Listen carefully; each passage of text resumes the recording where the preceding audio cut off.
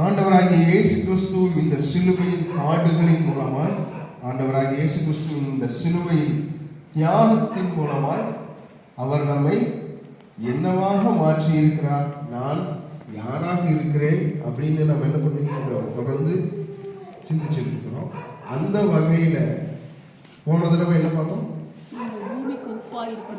அல்லேலூயா. அக்கா மட்டும்தான் இருக்காங்கன்னு நினைக்கிறேன் சர்ச்சில். ஸ்தோத்திரம்.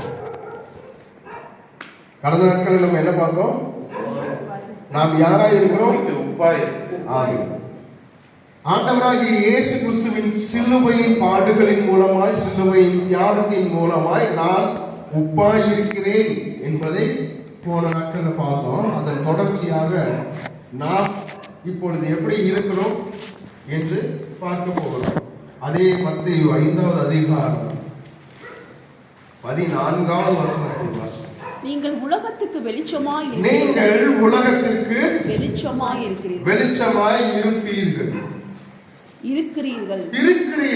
அல்லேலூயா.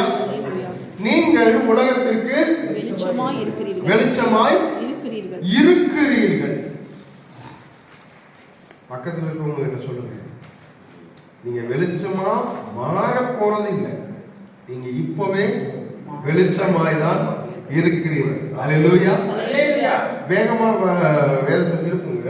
சங்கீதம் 18வது அதிகாரம் 28வது வசனம் என்று நினைக்கிறேன். தாவீது ராஜா இப்படியாக சொல்லுவார், தேவரீர் என் விளக்கை ஏற்றுவீர், என் தேவனாகிய கர்த்தர் என் இருளை வெளிச்சம் ஆக்குவார். இப்ப தாவீது ராஜாவுடைய வார்த்தையை பாருங்க, தேவரீர் என் விளக்கை ஏற்றுவீர் அப்படின்னா என்ன அர்த்தம்? இனிமே அவர் ஏற்ற போகிறார். தாவீது ராஜா எதிர்காலத்தில் பேசுகிறார். எதிர்காலத்தில் அவர் என்ன செய்ய போறார்? என் தேவன் என்னுடைய விளக்கை ஏற்ற போகிறார்.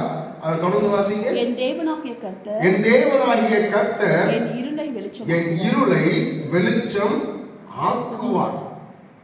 ஓ, தாவீது ராஜாவுடைய நாட்கள்ல அவர் எவ்வளவு பெரிய ஒரு மிகப்பெரிய ஒரு தேவனுடைய மனுஷன், தேவனை ஆராதிக்கிறதுல அவர் ஒரு பெரிய சிறந்த வீரன், ஒரு மிகப்பெரிய ராஜா, ஒரு தீர்க்கதரிசி, எல்லா விதமாக அவரை சொல்லலாம். ஆனால் அவரே அவருடைய நாட்கள்ல சொல்கிறார், அவர் விளக்கை ஏற்றுவார், என் இருளை வெளிச்சம் ஆக்குவார். எதிர்காலத்துல நடக்க போற விஷயத்தை தான் அவர் சொல்றார். அப்போ என்ன அர்த்தம்? அவருடைய விளக்கு இன்னும் ஏற்றப்படல, அவர் இருள் இன்னும் வெளிச்சம் ஆக